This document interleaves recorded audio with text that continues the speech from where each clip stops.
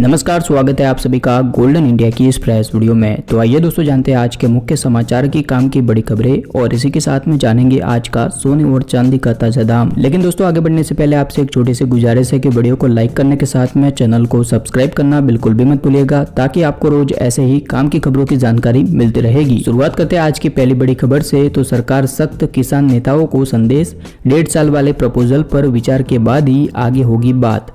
जी हाँ दोस्तों, नए कृषि कानून को लेकर किसान नेताओं से बातचीत में अब सरकार सख्त होती नजर आ रही है। शुक्रवार की वार्ता में सरकार की तरफ से साफ संदेश दिया गया कि जब तक 1.5 साल वाले प्रपोजल पर किसान विचार नहीं करेंगे तब तक बातचीत संभव नहीं है।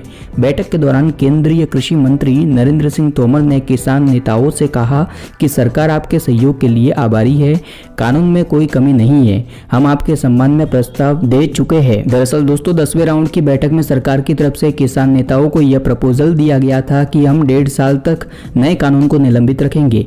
इस पर किसान नेताओं से विचार करने के लिए कहा गया था, लेकिन 11वें राउंड की बैठक से पहले ही किसान नेताओं की तरफ से यह स्पष्ट कर दिया गया कि इस प्रपोजल पर कोई भी विचार नहीं किया जाएगा और कानून वापसी ही एकमात्र आंदोलन को रोकने का विकल्प है। लेकिन किसानों के इस बयान के बाद में सरकार की तरफ से यह साफ कर दिया गया है कि 1.5 साल तक कानून को रोकने का प्रपोजल उनकी आखिरी सीमा थी। किसान नेताओं से इस प्रपोजल पर दोबारा विचार करने के लिए कहा गया है। सरकार की तरफ से यह भी साफ कर दिया गया है कि कानून में कोई कमी नहीं है और यह स्पष्ट संदेश देता है कि सरकार कानून पर बिंदुवार चर्चा ही कर सकती है, लेकिन कानून को वापस लेने का कोई भी सवाल नहीं उठता है। इसके बाद में दोस्तों कोविड-19 की वैक्सीन को लेकर अगली बड़ी खबर है। मार्च में रूसी कोरोना वैक्सीन स्पुतनिक वी को भारत में मिल सकती है मंजूरी। जी हाँ दोस्तों, भारत को कोरोना की एक और वैक्सीन मार्च के महीने में मिल सकती है। रूस की स्पुतनिक वी वैक्सीन के तीसरे फेज के ट्रायल इन दिनों चल रहे हैं और उम्मीद की जा रही है कि 2 महीनों के बाद में इसे अप्रूवल मिल जाएगा। इस वैक्सीन के भारत में पहले और दूसरे फेज के ट्रायल पूरे हो चुके हैं। स्पुतनिक वी की भारत में कीमत $10 यानी कि तकरीबन 730 रुपए रहेगी।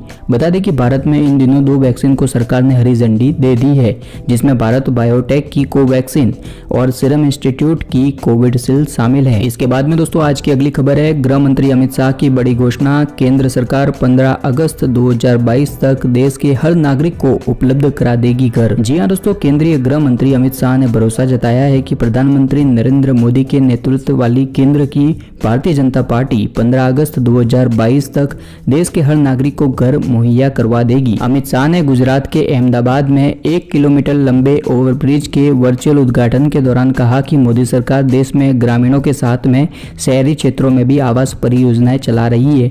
लिहाजा मुझे भरोसा है कि 15 अगस्त 2022 तक देश के सभी नागरिकों को रहने के लिए घर की सुविधा दी जाएगी। इसके बाद में आज की अगली खबर है। ई कॉमर्स पर केंद्र सरकार जल्द ला रही है पॉलिसी, व्यापारियों को होगा फायदा। जी हाँ दोस्तों, देश के ज्यादा से ज्यादा व्यापारी और उपभोक्ता ई कॉमर्स कारोबार से जुड़ सके और किसी भी तरह के कारोबारी कानून का उल्लंघन न हो, इसके लिए केंद्र सरकार जल्द ही ई कॉमर्स पॉलिसी लेकर आ रही है। सरकार ने ये आश्वासन दिया है कि भारत में ई कॉमर्स व्यवसाय देश के व्यापारियों और उपभोक्ताओं के द्वारा ज्यादा से ज्यादा इस्तेमाल करने के अनुकूल बनाया जाएगा।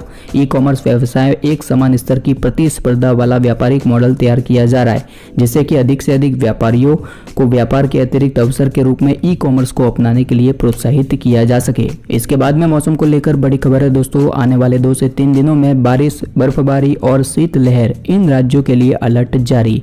जी हाँ दोस्तों, उत्तर भारत में मौसम एक बार फिर से बदला है। दिल्ली, यूपी, बिहार, झारखंड, पंजाब, हरियाणा में ठंड फिर से बढ़ चुकी है। मौसम विभाग के अनुसार शुक्रवार से एक नया पश्चिमी विक्षोभ सक्रिय हुआ है और इसका असर पहाड़ी राज्यों में बारिश और बर्फबारी के साथ में देखने को मिलेगा। भारतीय मौसम विभाग का कहना है कि उत्तर प्रदेश में एक बार फिर से ठंड का पारा चढ़ेगा। बिहार में भी सर्दी का सितम जारी रह सकता है। इसी के साथ में उत्तराखंड और पहाड़ी इलाकों में बारिश और हल्की बूंदाबांदी हो सकती है। चलिए तो आज की अगली खबर है। यूजर को मिलेगा एक और digital payment option, Bajaj finance launch करेगी बजाज पे एप्लीकेशन। जी हाँ दोस्तों, देश में डिजिटल पेमेंट का विस्तार तेजी से हो रहा है और इस क्षेत्र में पहले से ही दिग्गज कंपनियां जैसे कि पेटीएम, फोन पे, गूगल पे, अमेजन पे आदि मौजूद है। अब बजाज फाइनेंस भी इस वित्त वर्ष के अंत तक यानी कि मार्च 2021 से पहले डिजिटल पेमेंट बजाज पे को लॉन्च करने की तैयारी में है। बजाज पे ने स्टॉक एक्सचेंज को बताया कि कंपनी यूजर के लिए डिजिटल पेमेंट एप्लीकेशन बजाज पे को वित्त वर्ष 2020-21 के चौथी तिमाही में लॉन्च करेगी और ये एप्लीकेशन यूजर को यूपीआई, पीपीआई, EMI कार्ड और क्रेडिट कार्ड से पेमेंट की सुविधा उपलब्ध करवाएगा। चलिए तो अब बात करते हैं भारतीय सराफा बाजार में आज के सोने और चांदी के दाम की। सबसे पहले जानते हैं 22 कैरेट के अनुसार सोने का दाम। तो 1 ग्राम के अनुसार 4,855 रुपये, प्रति 8 ग्राम का 38,840 रुपये, प्रति 10 ग्राम का 48,550 रुपये और प्रति 100 ग्राम का 4,85,500 रुपये 22 यानी कि 22 कैरेट गोल्ड की प्राइस चल रही है। वही दोस्तों बात करें 24 कैरेट के अनुसार सोने के दाम की तो 1 ग्राम का 4,955 रुपये, प्रति 8 ग्राम का 39,640 रुपये, प्रति 10 ग्राम का 49,550 रुपये और 100 ग्राम का 4,95,500 रुपये 24 यानी कि 24 कैरेट सोने की कीमत चल रही है। साथ ही में बात करें चांदी के दाम की तो 300 रुपये की गिरावट देखने को मिली, जिसके बाद में प्रति किलोग्राम के अनुसार 67,300 रुपये पर चांदी का दाम पहुंच चुका है। चलिए तो इसी के साथ में आज का सामान्य ज्ञान का प्रश्न है कि 200 रुपये के नोट के पीछे किसके हस्ताक्षर होते हैं। इसके विकल्प है RBI गवर्नर, वित्त मंत्री, प्रधानमंत्री या फिर राष्ट्रपति के। दोस्तों आपको इसका जवाब नीचे कमेंट करके बताना है और इसके बाद में इस वीडियो को लाइक करना है। जो भी इसका सही जवाब देंगे उनके नाम रैंडमली यहाँ पर प्रकाशित किए जाएंगे। धन्यवाद।